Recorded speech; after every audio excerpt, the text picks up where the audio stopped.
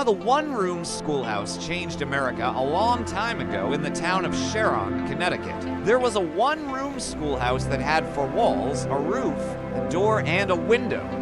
It's hard to imagine how any type of educational facility could be so small and not have much of anything in it. But somehow this tiny building managed to transform the course of American history. Hi, and welcome to the channel. Today, we're going to look at the history of the Little Red Schoolhouse, how and why it evolved, and how its influence changed the United States forever. Make sure to watch until the end to learn about one of the last remaining one-room schoolhouses. The first schoolhouses were run by churches and were free for children to attend. As more people moved to cities and towns began to grow, more resources were needed to teach all the children in these areas. In 1647, Massachusetts passed a law that required towns with over 100 families to appoint a teacher. By 1776, every state had some form of public school system. But even with these efforts, there was no standardized curriculum and teachers were often unqualified and overworked. Students had no books and were responsible for making their own supplies from things like slate rock and wooden boards. Some students would use quill pens made from bird feathers, while others used dip pens made from reeds or bamboo. Ink was often mixed with the soot collected from fireplaces. Then came the Industrial Revolution, which brought a lot of changes to American society. Factories were being built and cities were growing faster than ever before. A new way of thinking emerged: education reform. Horace Mann was an American politician, lawyer, abolitionist, and educational reformer who was born in 1796. He helped establish the first normal school, which trained teachers and advocated for universal compulsory education. His vision was for schools to become the great equalizer, where social and economic differences would fade away within the commonality of purpose and experience. Mann championed free public schools open to all children, regardless of background. He believed that education was essential to the health of a democracy and a nation. Well, it takes a good teacher to educate good children, and Mann wanted to ensure there were good teachers to fill the demand. So he established the first normal school in 1834, which was intended to train teachers to work in public schools. Teachers were generally low on the societal rungs and were rarely paid enough to support themselves, let alone their families. Mann worked to change this perception and increase pay for teachers. He also advocated for professional certification for teachers and set standards for the length of the school year and the number of days to be taught. By the mid-1800s, many states had implemented education reforms, but there was still a huge shortage of school buildings. This led to a significant development, the introduction of the one-room schoolhouse. The one-room schoolhouse originated as a practical solution to the challenge of providing education to rural communities that were spread out across vast distances. In an era when transportation was limited, it made sense to build a single schoolhouse that served as the central point for the community's children. Typically, these schoolhouses were constructed from wood and painted red, a practice that began in New England. According to legend, this tradition started with Thomas Jefferson, who favored the color red because it was the color of courage. The practicality behind this choice was that red paint made it easier to spot any graffiti on the schoolhouse walls. Moreover, red paint contained iron oxide, which acted as a natural antiseptic, helping to preserve the wood and protect it from the elements. These small schoolhouses were simple structures with a single large room serving as the primary area for teaching. Despite the lack of separate classrooms, these buildings were well organized. At the front of the room was the teacher's desk, often raised to provide a better view of the students seated in rows of desks. Blackboards covered the walls and were used extensively in teaching. The simplicity of the one-room schoolhouse extended to its heating system, with many schools relying on pot-bellied stoves fueled by wood. These stoves not only provided heat, but also served as a focal point for the school day, with students taking turns fetching firewood and tending to the flames. During the winter months, keeping the stove fueled was a critical task, ensuring the comfort of the students and teacher alike. Despite their modest size, these schoolhouses were equipped with the essentials for learning. Textbooks and slates were distributed among the students, who were expected to complete written assignments on their slates. In lieu of paper, ink, and pencils, the one-room schoolhouse was designed to accommodate students of different age groups within a single classroom. The concept was based on the belief that students could learn effectively from both teachers and their peers. Older students were often encouraged to assist younger ones, fostering a sense of responsibility and camaraderie. The teacher in a one-room schoolhouse was a pivotal figure in the community, often serving as a mentor, role model, and in some cases a disciplinarian.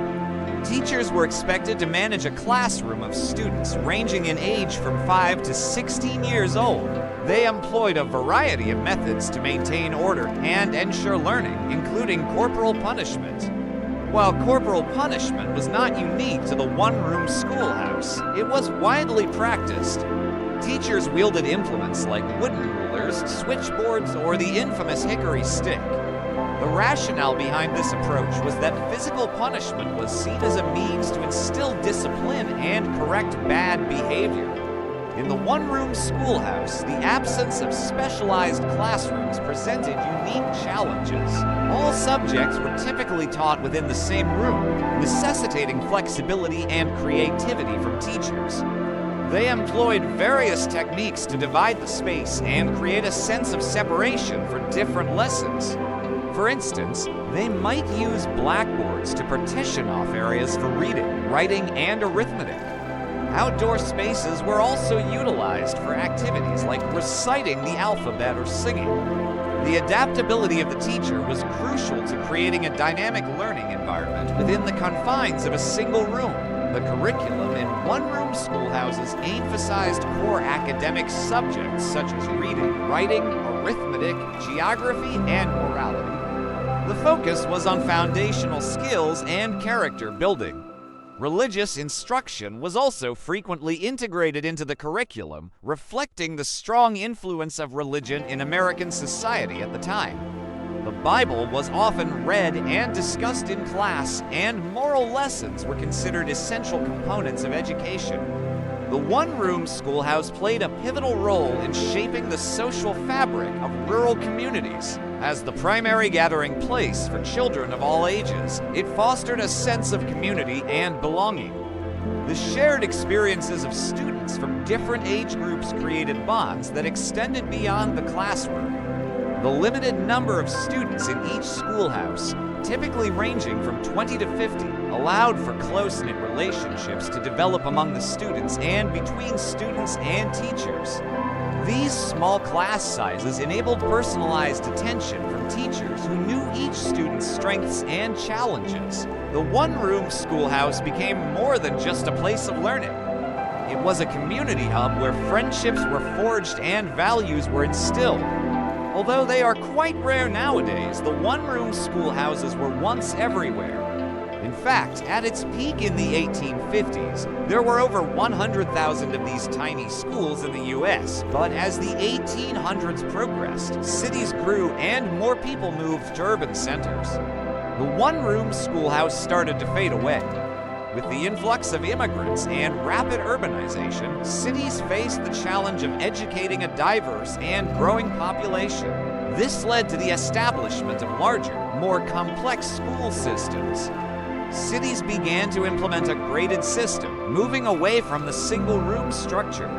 The new schools featured multiple classrooms, specialized teachers, and a more structured curriculum. This shift allowed for a more systematic and comprehensive education, catering to the needs of a diverse student body and laying the foundation for modern urban education. While the one-room schoolhouses may seem like relics of the past, there are still a few that stand as testaments to their enduring legacy. One such example is the Grove Hill Schoolhouse located in Washington, Connecticut. Built in 1827, this charming structure reflects the architectural simplicity of its time. Another notable schoolhouse is the old schoolhouse at Red Mill Village in New Jersey. Dating back to 1857, it offers visitors a glimpse into the daily life of students in the 19th century. Additionally, the one-room schoolhouse in Sharon, Connecticut, which we mentioned at the start of the video, is also still around. It serves as a reminder of the role these small schools played in shaping the educational landscape of rural America. And there you have it, the fascinating history of the one-room schoolhouse, a testament to the evolution of education in the United States. Do you have any memories of attending a small schoolhouse? If so, share your stories in the comments section below. We'd love to hear about your experiences. And if you enjoyed this video, don't forget to give it a thumbs up. Thanks for watching. When we think of old-timey schools, we may imagine one-room schoolhouses with a wood-burning stove, a kindly old teacher with rosy cheeks and rosy-cheeked children reciting their lessons. Well, it's time to put on your 19th century clothes because you are going to school in 1800s America. And let's start with the bell. No bell. You see, back then bells were thought to be noisy and distracting. So the teacher would simply call out for everyone to gather. Now that you're assembled, your teacher will ask you to recite the Lord's Prayer and maybe sing a hymn or two. Then she'd check to see if anyone has anything to recite from the Bible. After that, perhaps she asks who can spell the word slate. Yes, that's right, slate. See, there are no paper or pencils in this classroom. Each student will need to purchase a slate and a slate pencil so that they can practice their writing on their very own dry erase board. But wait, no chairs either. Students will stand up to recite, and while others are writing their lines, they may sit on whatever furniture is available. Sometimes that might mean sitting on the floor or even on top of a desk. Speaking of desks, they are shared. Oh yes, multifunctional desks, something we could do with more of today. Desks are large enough for students, 2 on each side. Now students will work in pairs. That means sharing your slate and pencil with your partner. Remember your manners. It's important to be polite. Your teacher does not want anyone talking out of turn, rolling in the aisles, or falling asleep. But if someone is being disagreeable, mind your own business. If you aren't participating in the lesson, you are to sit quietly and reflect. That means you are to sit quietly. If you are bored, take out your knitting needles. Here in 1800s America, girls are allowed to knit or crochet during downtime. Boys, on the other hand, should be whittling or doing some other quiet masculine activity. Now, how long is the school day? Well, it's long. School started around 8 o'clock in the morning and didn't end until late afternoon. Can you believe it? We have 6-year-olds learning the ABCs next to 15-year-olds studying arithmetic or geography. How does your teacher manage to teach everyone everything? She doesn't. She just teaches the basics to the younger children. And the older kids, well, they are expected to keep up or catch up on their own. And speaking of teachers, they were usually young women only a few years older than their students. Many were barely teenagers themselves. Yet, the state didn't require teachers to have much training. The schoolmarm simply needed to know how to read and write, and she couldn't be married. Marrying a schoolmarm, it was considered unprofessional. Most teachers earned between $200 and $400 a year, which was about the equivalent of a factory worker's wage at the time. Not a lot of money, but most teachers were young women who lived at home and didn't need their salaries. But wait, what about recess? There wasn't any. Kids didn't get a chance to blow off steam. That's why it was important to bring a good book to school. Between lessons, you can settle down with Little Women or maybe an exciting adventure with Robinson Crusoe. Just remember to be respectful. Don't disturb your classmates who are sleeping. Speaking of sleeping, there are no comfortable beds in this classroom. If you need to nap, you simply curl up on the floor under your desk. If anyone bothers you, well, they will be the ones in trouble. And finally, you won't have to worry about getting picked up after school. In fact, you will walk yourself home. Children of all ages travel alone to school unless their parents walk them part of the way. Don't be afraid of bears or wolves. They never attack children, just like they never eat berries. After a day like that, it's a wonder anyone wants to go back to school. But here's the thing, schooling in 1800s America was often seasonal. Most children did not attend school year-round.